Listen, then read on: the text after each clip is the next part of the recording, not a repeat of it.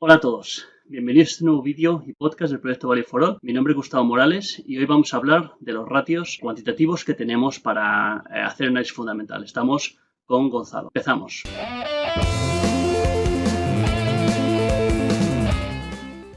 Hola a todos, bienvenidos. Estamos con Gonzalo Pérez López de Hierro. Bienvenido, Gonzalo. Muchas gracias. Bienvenido por invitarme. Bueno, el primer estudiante de Value for All, autor de Value for All, que consigue un trabajo en el mercado de capitales. Muy orgulloso, Gonzalo, enhorabuena. Muchas gracias. La verdad que una oportunidad que no puedo describir. O sea, estoy encantado. Bueno, pues me alegro que te vaya bien. Eso es que estamos haciendo las cosas bien y cuando montamos una iniciativa que le ayuda a la gente a que le vaya bien profesionalmente, pues luego es motivo de orgullo para todos. Hoy ya grabamos en su día un podcast sobre estos ratios, pero bueno, me parece que es una cosa interesante y que es bueno retomar. Así que, bueno, ya hemos hablado en alguna ocasión con María Trueba sobre los métodos cualitativos de análisis fundamental. Sabéis que el análisis fundamental combina ambas cosas, el análisis cualitativo, que tiene que ver pues, bueno, con la diversificación del negocio de las empresas, con la existencia o no de barreras de entrada, la perspectiva de que las empresas vayan a seguir repartiendo dividendo. Bueno, pues una serie de cosas que en realidad no son números, sino que son cosas que de manera cualitativa podemos estimar cómo van a ir. Eso se tiene que complementar con una parte cuantitativa que es lo que generalmente se considera el análisis fundamental y que tiene que ver con la contabilidad de las empresas, ¿vale? Sabéis que nosotros no somos muy partidarios del análisis técnico, que sí pensamos que tiene un valor a la hora de encontrar buenos precios de entrada, pero que el análisis de las empresas no se apoya tanto en el análisis técnico de cómo cambian las cotizaciones de las empresas, sino con los fundamentales de la contabilidad que hay detrás de las empresas en sus informes anuales. Entonces, bueno, pues dicho esto, quería primero, Gonzalo, que nos contaras, si quieres, tu visión sobre el análisis fundamental ya como profesional del mundo de las finanzas. Bueno, cómo ha ido cambiando tu idea sobre el análisis fundamental a lo largo de este tiempo, desde que empezaste a estudiar esos temas hasta que ahora lo estás trabajando. Cuéntanos un poco sobre ello. Para mí el análisis fundamental es al final creo que la forma de invertir, como bien dice un señor que lleva algún año en esto, que se llama Warren Buffett, me parece, invertir desde, digamos, un punto de vista del negocio. O sea, es empaparte de exactamente cuáles son los números que hay detrás de ese negocio, cuáles son las rentabilidades, cuáles son los márgenes. Digamos que es entender el negocio, como bien has dicho, no desde el punto de vista cualitativo, que hablabas antes de barreras de entrada, ventajas competitivas, sino más desde un punto de vista cuantitativo. Ver, en cierta medida, nos ayuda también, al ser cuantitativo, a poder comparar con distintas empresas de la misma industria y que se dedican al mismo negocio. Entonces, yo creo, para buscar ese futuro o ese porvenir de la compañía a largo plazo, creo que este punto de vista como negocio o como businessman, diríamos, es la mejor forma y la más acertada. Muy bien. Bueno, pues aunque no es exactamente un ratio, sino una métrica, digamos, en valores absolutos de la empresa, primero de que queremos hablar, como, digamos, medidas cuantitativas importantes de la empresa, es la capitalización bursátil. ¿Qué es esta medida, Gonzalo? Pues la capitalización bursátil es realmente el valor de la empresa en el mercado. O sea, es esa parte de patrimonio neto o de equity, cuánto está ahora mismo valorada en el mercado o cuánto es lo que estima el mercado que debería de valer. Al final son el número de acciones que tiene la empresa multiplicado por la cotización del momento, del precio de la acción del momento, ¿no? Y esto nos da lugar a empresas de gran capitalización y empresas de pequeña capitalización, ¿no? Generalmente decimos que la pequeña capitalización es en lo que está por debajo de 2.000 millones de dólares. Entonces, ¿cuáles serían las diferencias entre invertir en empresas que son small cap, de pequeña capitalización, o las que están por encima, digamos, de ese nivel, Gonzalo? Yo creo que la principal diferencia que hay entre unas y otras, a priori, es la información que hay disponible. La información en estas empresas quizás más pequeñas es un poco menor, es más difícil de encontrar o hay que rebuscar más, hay que generar digamos, hay que esforzarse más o tener más interés en buscarlo, mientras que las empresas grandes es más probable que des con ellas antes. Luego también, por supuesto que, digamos, la solidez del negocio, la madurez del negocio también varía. Una empresa que es pequeña normalmente está asociada que quizás lleva menos histórico de negocio desarrollando y por tanto, pues quizás esas ventajas competitivas aún no son tan sólidas, importa o tiene aún más peso, que no es que en las otras, en las de grande capitalización, tenga menos, pero sí que el management o la directiva importa más, tiene más peso, mientras que en las empresas de gran capitalización el negocio quizás es más sólido, esas barreras de entrada o esas ventajas competitivas ya tienen sus cimientos y, hombre, la directiva por supuesto que importa, no quiero que se malinterprete, pero sí es verdad que, bueno, pues influye un poco menos o tiene menos influencia a la hora del desarrollo del negocio. Como... Quería mencionar que las empresas, si hacemos inversión pensando en que la valoración de la empresa va a crecer mucho, que va a crecer mucho el precio de la acción, pues digamos lo que Peter Lynch llamaba los baggers, ¿no? El 7 bagger, el 10 bagger, multiplicar por 10 lo que has invertido ahí sin contar con los dividendos, pues en general tienen que ser empresas que son pequeñas, ¿no? Digamos que la capacidad que tiene una empresa como Coca-Cola o Procter Gamble de que tú inviertas ahora y se vaya a multiplicar por 7 tu inversión por que aumente la cotización, pues no es muy probable, ¿no? Lo que sí puede pasar es que, bueno, sumando lo que aumenta la cotización más los dividendos que vas cobrando, pues al final eso compuesto pues te pueda dar un cierto nivel, ¿no? Pero de luego multiplicarse por 7 una empresa de gran capitalización en el precio de la acción pocas veces se va a dar, ¿no? Esa es una cuestión que también hay que tener en cuenta y pensarlo a la hora bueno, pues de planificar nuestra cartera, ¿no? ¿Quieres añadir algo más sobre esto? Sí, no, básicamente es eso, que una empresa pequeña quizás es más probable que tenga una cuota de mercado en ese mercado potencial que hay por abarcar más pequeño. Entonces permite aumentar ingresos y ya sabemos que eso va bajando en la pérdida, en la cuenta de pérdidas y ganancias hacia abajo. Muy bien. Vamos a pasar a hablar ahora del primer ratio, de los que son importantes en el análisis fundamental, que es el beneficio por acción. ¿Qué sería esto, Gonzalo? El beneficio por acción al final es, como bien dice el nombre, es coger todo ese beneficio neto que ha generado la empresa y ahora lo vamos a dividir en cuánto le toca, digamos, a cada acción. Entonces lo calculamos efectivamente así. Cogemos toda la tarta, que es el beneficio neto, y lo vamos a dividir por el número de acciones que hay. Y el resultado que nos queda, pues es efectivamente cuánto le toca de esa tarta a cada acción. Entonces, esto ya es un ratio, es decir, que si tú pones lo de arriba en dólares y lo abajo en dólares, pues te sale un ratio que es dimensional y que ya te permite directamente compararlo con otras empresas, ¿vale? La capitalización bursátil, pues claro, es difícil que puedas comparar Coca-Cola con Pepsi o Pepsi con Monster, porque a lo mejor son empresas que tienen tamaños muy distintos y en realidad la capitalización, que sea 2 o 3 veces mayor, a veces tiene que ver simplemente con el negocio de la empresa, ¿no? Y no son fácilmente comparables. Sin embargo, si calculas los beneficios por acción de esas tres empresas, pues sí te viene a decir cuánto porcentaje de beneficio le tocaría a cada accionista y eso sí se puede comparar entre estas empresas y eso es lo que tiene, digamos, la importancia, la relevancia de los ratios. Entonces, bueno, en general, pues interesa obviamente que el beneficio por acción sea lo más alto posible, ¿no, Gonzalo? Sí, o sea, efectivamente interesa y luego también tenemos que tener en cuenta que hablamos más adelante, hablaremos un poco relativizarlo con cuánto estoy pagando. Quizás que hay veces que podemos perder la cabeza y pensar que cuanto más gane mejor, pero bueno, también tengo que ver cuánto pago por ello. Vale. Y efectivamente el cuánto pago por ello es, de alguna manera, se mide mediante el PER. Gonzalo, háblanos de este segundo ratio. Pues el PER o digamos, lo podríamos explicar con palabras como cuántas veces pago los beneficios de una empresa, lo podríamos calcular por dos formas, ya sea la vía de por acción, en donde vamos a coger la cotización de una acción de esa empresa y la vamos a dividir entre los beneficios por acción. Entonces, al final, como tanto el numerador como el denominador lo tenemos dividido por acción, nos va a dar un resultado válido, como lo podemos calcular como si tuviéramos en cuenta el negocio en su totalidad. Es decir, cojo la capitalización bursátil de la que hablábamos antes, que era toda la empresa, esa parte de patrimonio neto, cuánto vale en el mercado, y la voy a dividir por todo el beneficio neto que esa empresa genera. Entonces, tendríamos esas dos formas de calcularlo. Y el resultado debería ser exactamente el mismo, claro.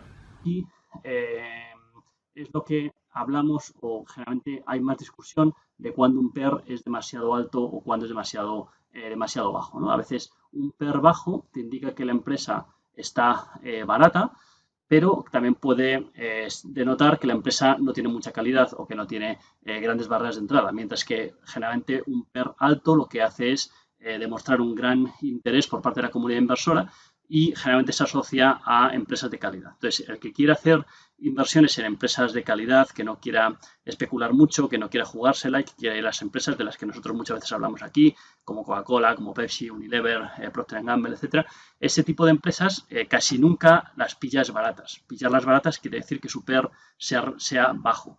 Esto no nos tiene muchas veces que asustar, ¿no? Es decir, evidentemente hay que intentar entrar cuando hay precios buenos, en el cual la más perspectiva, la incertidumbre que hay, puede dar buenos precios de entrada. Esto hace que típicamente los PER se reduzcan, pero tenemos que saber que en momentos alcistas, pues estos PER habitualmente son altos, ¿vale? Un PER normal de Procter & Gamble o Unilever puede estar en torno a 20 y de otras empresas que están como más de moda o que la gente tiene mucho aprecio y muchos fans, como puede ser Apple, puede estar en torno a 30, ¿vale?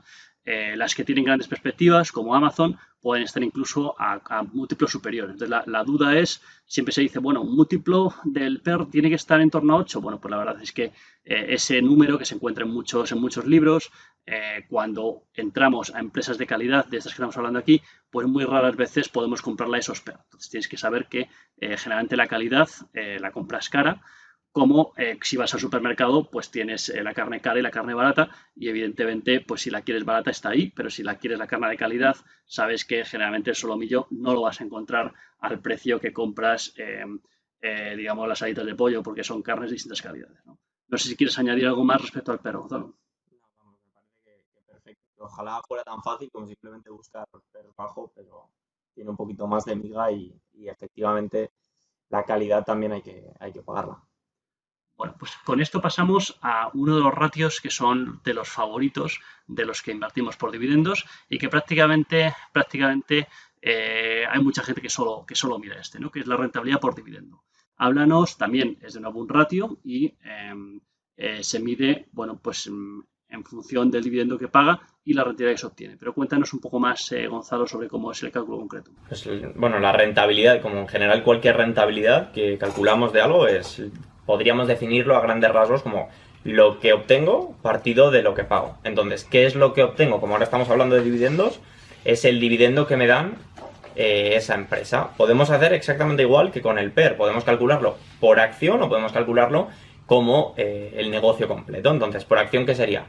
El dividendo que me toca por cada acción, pero lo vamos a partir por la cotización de la acción, que es lo que yo estoy pagando. Si lo miramos como la totalidad del negocio, podemos ir al dividendo total que reparte esa compañía y lo vamos a dividir entre, otra vez, toda la capitalización bursátil de esa compañía en el mercado. Entonces volvemos a lo mismo. Al final el resultado tiene que ser igual, es en términos porcentuales y es lo que obtengo partido de lo que pago. Una de las cuestiones que más nos gusta a los que invertimos por dividendo es que cuando hay problemas puntuales de alguna empresa, pero la empresa esos problemas puntuales no le impactan directamente en su negocio y dice de mantener el dividendo, pues claro, el hecho de que baje la cotización hace que el dividendo se dispare. Por ejemplo, una empresa típica que atraviesaron momentos complicados es 3M, la empresa norteamericana de productos químicos, que es una empresa que tradicionalmente es de mucha calidad, con grandes barreras de entrada, con muchísima tecnología, muchísima inversión en I+D, que le hace constantemente que sus competidores no puedan, digamos, producir productos mejores que los que hace 3M, pero 3M ahora se enfrenta a una serie de juicios en Estados Unidos porque los soldados americanos que estaban usando unos protectores de oídos en la guerra, pues estaban defectuosos y les han quedado secuelas, con lo cual, como ya saben, los americanos son muy amantes de los juicios y van contra la empresa y esto puede suponer que la empresa tenga que pagar pues cientos de millones de dólares en indemnizaciones. Entonces, ahora mismo la cotización de 3M se está degradando, pero todavía los beneficios de su negocio, digamos, siguen siendo similares y el beneficio perdón, lo que la empresa va a distribuir en dividendos, pues no han avisado que se vaya a reducir, con lo cual la rentabilidad por dividendo de 3M a los precios actuales pues es más alta de lo que suele ser habitual y está la duda, ¿no? Si te puedes meter, te puedes quedar pillado si la empresa de verdad luego baja mucho la cotización, pero si de verdad eso no pasa, pues puedes haber comprado los precios excelentes, ¿no? En general, empresas de calidad de este tipo podemos hablar que se puede esperar una rentabilidad por dividendo del 2,5-3%, eso es unas rentabilidades que se estiman como buenas. Y luego hay otros tipos de empresas que dan mucha rentabilidad por dividendo, como pueden ser las SOCIMIs o REITs, que son vehículos de inversión inmobiliaria, que su vocación es distribuir entre los accionistas gran parte del beneficio, ¿no?, que obtienen. Entonces eso puede darte a lo mejor un 10, un 11% de rentabilidad por dividendo, ¿vale? Y luego tenemos, por supuesto, una cosa en la que en algún momento tendremos que hablar, que son los monopolios, ¿no? Los monopolios que hay en España en la distribución del gas y la distribución de electricidad, Redella, Red Eléctrica y Enagas, por su parte, pues lo que hacen esencialmente es extraer la riqueza de los españoles para darse a los accionistas, ¿vale? Es una manera, digamos, bastante... una manera legal de robar por parte del Estado, que además es accionista de estas empresas, para dar un dividendo que a la gente le sorprende muchísimo, ¿no? Cuando hay algunos inversores europeos que les da por mirar a estas empresas, pues no entienden absolutamente nada, pero eso realmente es porque en sus países no es así, ¿no? En los países serios estas cosas no pasan, pero cuando hay empresas que tienen una regulación favorable, pues les va muy bien, ¿no? Pero hay que saber que eso luego pues tiene sus consecuencias a nivel de puertas giratorias y demás que hemos visto y vemos muy habitualmente, lo cual pues bueno, pues hay que asumirlo. Entonces hay que llevar ese ten con ten a la hora de obtener esa rentabilidad por dividendo y saber que de dónde proviene, ¿vale? No intentar quedarse solamente con los números, sino intentar ver más allá del número cuál es el motivo que hay detrás de esa rentabilidad por dividendo y los riesgos que pueda haber. Si compras 3M ahora con una rentabilidad por dividendo más alta, tienes que ser consciente de que tienes el riesgo de los juicios. Y si compras las utilities españolas del monopolio, pues tienes que saber que si cambia la legislación o si la Unión Europea pone los puntos sobre las IES en algún momento, pues esa rentabilidad por dividendo desaparecería seguramente, ¿vale? Entonces, por eso son cosas que uno tiene que considerar a la hora de hacer estas inversiones, ¿vale? ¿Algo más sobre la rentabilidad por dividendo? Yo creo que estamos listos, me parece. Muy bien, pues vamos a pasar una medida de la beneficio muy polémica y que bueno, grandes inversores como Charlie Munger siempre lo critican mucho, ¿no? Que es el EBITDA y el EBIT, ¿no? ¿Tú eres favorable a la utilización de estos beneficios a la hora de analizar las inversiones, Gonzalo? Yo el EBIT sí, el EBIT lo trabajo mucho, el EBIT me gusta, pero también me parece una forma un poco alternativa, digamos, más que coger el EBIT sin más de las cuentas, que me parece una medida estupenda y efectivamente la uso para calcular rentabilidades, pero me gusta calcularlo partiendo del EBITDA y en vez de quitarle quizás la depreciación y amortización, intentar quitar la parte de CAPEX que está en los flujos de caja, que hablaremos seguramente más adelante en otro capítulo. Pero el EBIT lo trabajo mucho, mientras que el EBITDA quizás lo trabajo más como punto de partida. Digamos que la cuenta de propias y ganancias de una empresa, primero tenemos los beneficios brutos y luego se van restando una serie de ítems hasta llegar al último ítem, que es el beneficio neto, que es lo que, digamos, en última instancia se puede repartir como dividendos, ¿no?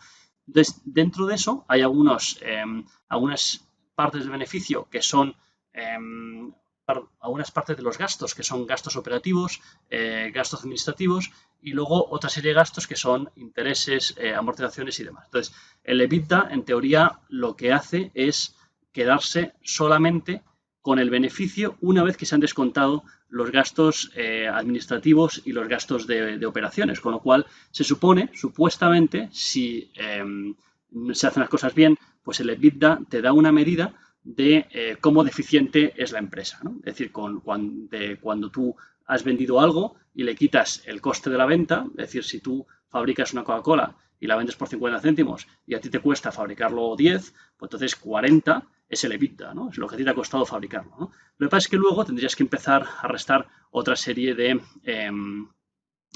parámetros como los intereses que estás pagando, cómo amortizas las instalaciones, etcétera. Entonces, esas cosas ya son externas del EBIT y del EBITDA. Entonces, ahí, pues, digamos, si se usa bien el EBITDA, pues sí te permite ver cómo deficiente es la empresa, ¿vale? Lo que pasa es que lo que dicen estos inversores es que hay mucha cocina detrás del valor del cálculo del EBITDA y que se puede engañar muy fácil al inversor, ¿vale? Entonces esto es lo que, bueno, pues Daniel Lacalle siempre dice, que el beneficio es una opinión y el cash flow es una realidad, con lo cual, bueno, pues quizás a la hora, si queremos hacer caso a esto, a la hora de invertir, pues tenemos que tomar el EBITDA, que además no es un ratio, ¿vale? Que es una medida en millones de dólares, pues tenemos que tomarlo un poco con pinzas y saber luego también compararlo en base a los flujos de caja, ¿vale? Pero el EBITDA también se puede utilizar en un ratio, ¿no? Que es el margen del EBITDA, márgenes del EBITDA o EBITDA sobre ventas o EBIT sobre ventas. Háblanos sobre estos ratios. Vale, pues al final los márgenes yo creo los podríamos describir en líneas generales, luego ya podemos particularizar para el EBITDA, para el EBIT, el neto en general, pero un margen digamos que es de cada dólar de ventas cuánto transformamos en esa métrica o esa medida financiera que estamos hablando. Repito lo de antes, el EBIT, el EBITDA o el beneficio neto. En caso de que sea el margen EBITDA, digamos que es cuánto de cada euro de ventas voy a transformar en EBITDA. Pues si tenemos un 60% de margen EBITDA, que ojalá tuvieran todas las empresas ese margen, diríamos que de cada euro de ventas o de cada dólar de ventas nos vamos a quedar con 60 centavos en EBITDA. En el caso del EBIT es lo mismo, lo que pasa es que ya pasamos de EBITDA a EBIT. Es decir, por supuesto, como para pasar de EBITDA a EBIT tenemos que restar la depreciación y amortización, y eso es un coste, el margen EBIT tiene que ser menor que el margen EBITDA. Pero viene a significar lo mismo, es decir, viene a representar cuánto nos quedamos en el EBIT de cada euro de ventas. Si tenemos un 30%, pues nos quedamos de cada euro o cada dólar de ventas 30 céntimos o centavos en el EBIT. Y lo mismo pasaría si lo aplicamos a cualquier otro margen. Luego el EBITDA también se puede utilizar en unos ratios en los que no va en el numerador, como estos que hemos estado hablando, que son los márgenes, sino que viene en la parte de abajo, en el denominador, ¿vale? Y eso sería el ratio que es Enterprise Value sobre EBITDA o EV sobre EBITDA. Cuéntanos para qué sirve este ratio. Pues el EV/EBITDA también es otro método, digamos, otro múltiplo que usan los inversores como método de valoración. Tenemos, igual que teníamos el PER, que era una forma de relativizar cuánto estoy ganando o cuánto estoy pagando, mejor dicho, en función a lo que genera de beneficio neto mi empresa. En este caso es cuánto estoy pagando también, porque el EV o el Enterprise Value es una métrica que nos incluye cosas como la capitalización bursátil, como la deuda, el exceso de cash, efectivamente, intereses minoritarios. Bueno, hay una fórmula ahí que es muy simple realmente y tiene en cuenta todos estos parámetros, que al final me representa como, si lo tradujéramos directamente del inglés, es el valor de la empresa. Entonces me mide cuánto estoy pagando partido de cuánto genero. Ese cuánto genero, en este caso, es el EBITDA. Entonces nos relativiza también cuánto estoy pagando en función al EBITDA. Muy bien, muy bien. El siguiente ratio del que vamos a hablar es el Price to Book Value, Gonzalo. Pues bueno, el Price to Book o valor o el precio, digamos, por valor en libros, se podría traducir, ¿no? Yo no he escuchado, la verdad, ninguna traducción literal. Siempre a toda la gente que oigo hablar es el Price to Book y ya está, se ha quedado así. Entonces, es un ratio financiero también de valoración. Se suele usar mucho para instituciones financieras, bancos, aseguradoras. Y al final nos mide cuánto estoy pagando en función del valor en libros. ¿Qué es el valor en libros? Si yo cojo el balance, este valor o este número lo tenemos que calcular desde este estado financiero, cogería los activos, restaría todos los pasivos y con lo que me quedo es el patrimonio neto. Pues ese patrimonio neto sería el valor en libros y si lo quiero por acción, lo dividiría por el número de acciones en total que tiene la empresa. Volvemos a lo mismo de antes. Quiero calcular este ratio de valoración en función a una acción, pues arriba pongo la cotización de una acción solo y lo parto por el valor en libros por acción. ¿Que quiero calcularlo con toda la empresa en su totalidad? Pues cojo la capitalización bursátil completa y lo voy a dividir entre todo el patrimonio neto de la compañía. Uno de los ratios favoritos de algunos inversores, que son las rentabilidades sobre el capital invertido, ¿no? El ROE y el ROCE.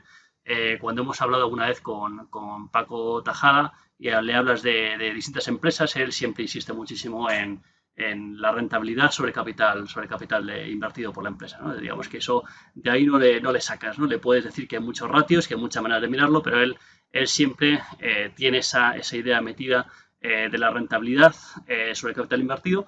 Y bueno, eso se mide con estos dos ratios, Gonzalo. Pues bueno, tenemos el ROE y el ROCE, efectivamente. Si empezamos por uno, que es por empezar por el ROE, por ejemplo, que sería Return on Equity, que es el equity es el patrimonio neto. Entonces, es una medida de rentabilidad de cuánto le queda a los accionistas, que son los dueños de ese patrimonio neto, en función de cuánto es el patrimonio neto que han puesto en juego, por así decirlo, o en esa compañía. Entonces, ¿cómo lo calculamos? Lo calculamos como el beneficio neto que queda al final de restar todas las partidas de gastos a los ingresos, partido del patrimonio neto. Lo mismo de siempre, podríamos calcularlo como acción solo, como beneficio por acción partido de valor en libros por acción, o simplemente como beneficio neto partido de patrimonio neto. Eso, si lo multiplicamos por 100, nos queda un porcentaje que son con los términos que habitualmente se suele trabajar, más que con términos en tanto por uno. Si lo hacemos en cambio con el ROIC o el ROCE, que también se llama, que es el Return on Capital Employed, o en caso de que sea el ROIC, que al final la medida es prácticamente la misma, es On Invested Capital, sería el rendimiento en función del capital empleado. Pero ya no solo tenemos en cuenta lo que ha puesto el accionista en juego, sino que ya tenemos en cuenta todo. Cogemos el patrimonio neto como una de las partes que se ha invertido en la empresa y le vamos a sumar también las partidas de deuda, porque eso es también el dinero que se ha invertido. Eso es lo que nos quedaría en el denominador, como capital invertido o como capital empleado. En el denominador, ¿qué nos queda? El beneficio que se genera. Pero claro, como estamos teniendo en cuenta la deuda, no podemos restar los intereses. Entonces, ¿cuál es la partida que usamos de beneficio? Pues normalmente es lo que se llama NOPAT, que bueno, al final es como si dijéramos el EBIT restándole los impuestos. Cogemos y nos quedaríamos con una especie de EBI, si nos podríamos inventar esa métrica. Entonces cogemos el EBIT, ese beneficio operativo, y lo vamos a multiplicar por 1 menos el tax rate o esa tasa de impuestos. Entonces nos quedamos como si cogiéramos el EBIT y dijéramos, vale, pues voy a pagar de este EBIT tal porcentaje de impuestos.